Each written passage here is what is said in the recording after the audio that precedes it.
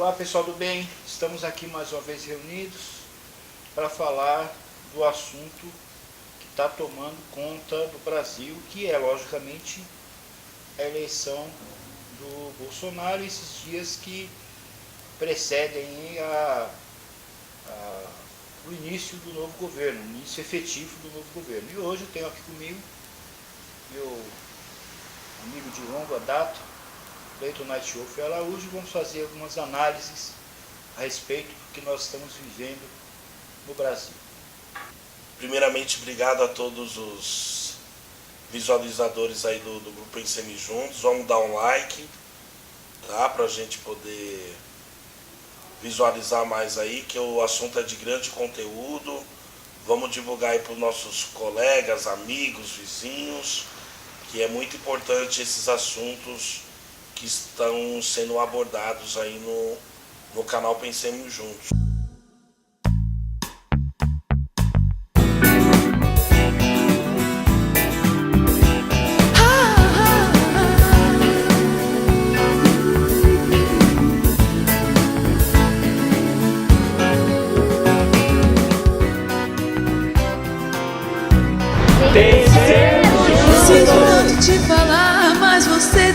Vejo com muito bons olhos tudo que ocorreu, salvo algumas exceções aí que a gente sabe que ainda vão permanecer no poder por mais 4 anos, seja no poder executivo, seja no legislativo.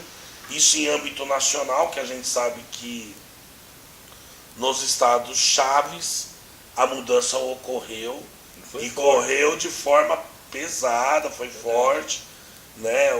Eu vejo um grande exemplo, né, do Rio de Janeiro, né? Rio de Janeiro, o Witzel, que era um candidato que... Aí o Witzel é um exemplo muito interessante, porque nós todos temos, logicamente, comemorado a vitória do Jair Bolsonaro, mas eu entendo que não é... ficou muito centralizado, Bolsonaro e tal. Lógico que seria muito importante que nós tivéssemos uma pessoa com um perfil do Bolsonaro sendo presidente, não é? Agora, eu acho que mais importante do que apenas, né, já que foi uma grande vitória, foi uma vitória maiúscula, porque a gente sabe que foi uma vitória sem apoio de partidos Sim. fortes, a imprensa tradicional quase toda falando contra, e aliás, diga-se de passagem, que não pense que isso vai mudar, vai continuar. Não é? Com certeza. Todo esse aparelhamento que houve aí das escolas, principalmente.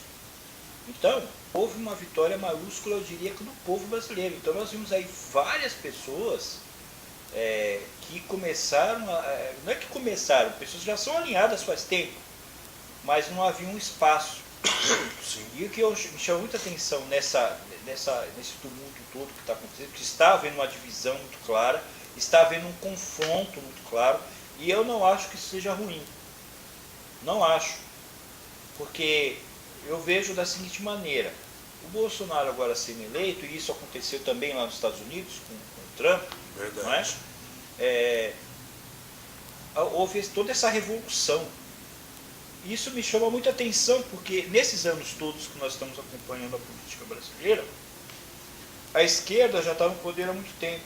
E eu nunca vi da parte da direita, que inclusive, diga-se de passagem, foi enganada e ludibriada durante muito tempo, mas eu nunca vi manifestações, ele não para o Lula, ou ela não para Dilma, ou mesmo para o Fernando Henrique.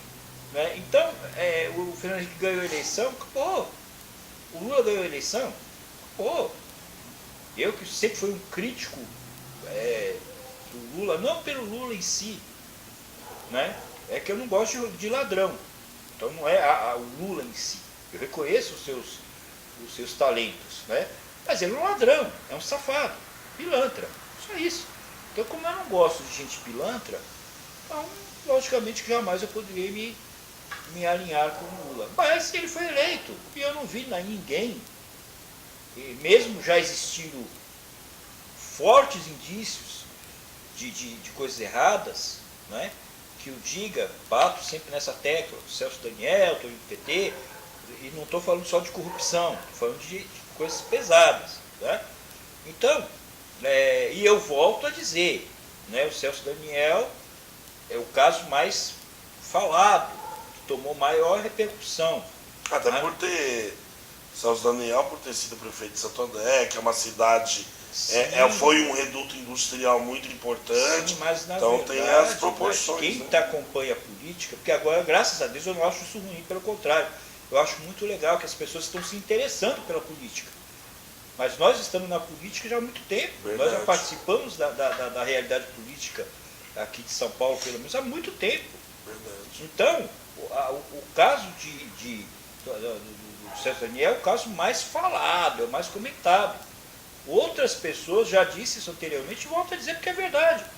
Não foram assassinadas porque foram ligeiras, saíram correndo, fugiram. E fora os anônimos que a gente não sabe. E não estou falando exatamente de anônimos, não. Estou falando de pessoas que estavam lá dentro do partido, que eram vereadores, deputados. Estou falando de figuras, sim, né? Estou falando de pessoas que tinham força e tinham representatividade dentro do partido. Tá? Então, o Celso Daniel foi o que veio à tona, foi o caso que chegou ao extremo, vamos dizer assim. Então, eu não vi nada disso. Né? O Lula foi eleito, eu que nunca vi, não vi ninguém fazendo manifestação contra, depois Dilma e tal. Agora, quando a esquerda começa a perder o poder, até por sua própria incompetência, né? Aí começa esse mimimi todo. Porque a direita perdeu eleições, várias, e não houve nenhum problema. A esquerda teve toda, aliás, uma liberdade formidável para trabalhar. Com certeza. Formidável. Só que não funcionou. Que oposição o Lula teve nos Nenhuma. 8 anos de mandato dele? Que oposição a Dilma teve? Pelo contrário, já aquelas várias denúncias, já no primeiro mandato dele, é bom lembrar, né? Grande parte da imprensa, né, noticiou, mas como uma obrigação. Não houve uma investigação da imprensa, como nós vemos, por isso que hoje a Abril está fechando as portas. Não sei se vai fechar, não sei, mas a gente está vendo aí direto Folha de São Paulo a mesma coisa, né? Agora era a última, a esperança era o do Bolsonaro não se eleger, porque eu tenho a plena convicção de que quando ele chegar lá, muitas coisas vão mudar, não é? Esse dinheiro todo jogado aí na imprensa aí, eu tenho a plena convicção de que isso não vai ficar igual, não é? Então, eu me lembro da Veja, que era uma revista que já acertou muito, já errou muito, mas era uma revista investigativa. A Folha de São Paulo, a mesma coisa, o Estado de São Paulo, quantas denúncias foram feitas, né? Casos extraordinários que a polícia não investigou, mas os jornalistas foram lá e descobriram coisas, são casos vários, né, na história do jornalismo brasileiro. E hoje esse jornalismo que nós vemos aí da grande imprensa é um jornalismo preguiçoso, você não vê mais investigação de nada, é um jornalismo míope e que cada dia cai mais no ridículo. Nós vimos aí, nessa eleição, foi um show de pataquada, de coisas que não se sustentam, de mentiras, faladas com cara dura, só que hoje, ao contrário de antigamente, assim, a Dona Globo falava alguma coisa, todo mundo falava amém. Hoje a Globo fala alguma coisa, as pessoas vão atrás para ver se é verdade mesmo, e muitas vezes não é. Esse que é o grande problema. Agora, o Bolsonaro vem com muita força, claro, e eu espero que ele aproveite principalmente esse começo de governo dele, onde ele conta com apoio enorme e a força que traz o voto, e realmente já faça o que tem que fazer de mais importante já agora. Porque nós vimos que aconteceu o exemplo do Collor. O Collor foi eleito, logo entrou com aquele plano Collor dele lá, mas todo mundo aceitou, porque o cara veio com força do voto. Depois que a coisa não foi caminhando bem, ele foi perdendo força e acabou do jeito que a gente viu. Mas em alguns aspectos ainda trouxe muito benefício para o país. Ele pagou o que tinha que pagar, foi tirado do poder, mas infelizmente a sociedade ela tem memória curta. Sim. Hoje, se uma família de classe média ela anda de carro importado, dá graças a Deus lá atrás, lá em 90, 91, que houve a abertura do mercado. Sim. Que hoje o nosso país, porque o que mede hoje a força do país é a indústria automobilística. Sim, é um dos itens, uma das forças principais de qualquer país do mundo, na verdade. E até então, o Brasil, a gente estava, né, com carroças, né? Sim, O comum era Brasília, Fusca, Variante, né? Corcel, né? Berlina. Chevette, pelo amor de Deus. E houve essa abertura do mercado, né? Depois teve o governo de transição do Itamar, aí veio o Fernando Henrique de uma forma muito inteligente, ele conseguiu privatizar o que precisava, né? Apesar que não deu tempo. Pouco ainda, né? Foi pouco, né? Criou um sistema que perdura até hoje, que é o Plano Real. Sim. Né? Que de uma maneira ou de outra, hoje, mesmo com tudo que aconteceu, as medições da inflação, que o que é divulgado no mercado, eu não sei se é real mesmo ou não, mas o que é colocado é estabilizado. Se você falar Sim. de um país que hoje tem, com tudo que aconteceu no país, o rombo que o Brasil teve, ele tem uma margem de 4 a 5% por ano, né? 6%, 6%, né? Nós vivíamos isso por mês, chegamos a ter 86% de inflação. Sim. Esse dia uma aluna perguntou para mim assim, o que é inflação? Eu fiquei até, caramba, até provavelmente mais para frente eu faço um vídeo explicando o que seja. Porque a inflação ainda que ela exista até hoje, né, logicamente, mas no patamar não se compara com o que nós vivíamos antes. Então, na verdade, Nath, o que acontece? Nós tivemos uma construção. As pessoas ficam metendo pau, criticando, mas houve uma melhoria do país em vários sentidos. Em vários. Agora o que acontece é que, lá pelo ano, quando o Lula foi eleito, 2002, você sabe disso, sou fascinado, sou louco com essas coisas, eu acompanho índices econômicos, financeiros, eu sou realmente vidrado nessas coisas. E eu me lembro que quando o Fernando Henrique estava saindo no governo, as principais revistas econômicas, ou que lidam com a economia, Forbes, Fortune, a Newsweek, que também tem um trabalho muito legal a respeito disso, revistas de peso internacional, várias delas, que eu acompanhava constantemente, faziam previsões sobre o Brasil. Não só para o Brasil, porque em termos de macroeconomia todo mundo faz previsão de tudo, isso que é verdade. Verdade. E aí eu me lembro que naquela época, previa-se agora, para 2018, 2020, que o Brasil seria já a terceira ou quarta, do pior das hipóteses, quarta economia do planeta. Então, e o que nós vemos não é nada disso.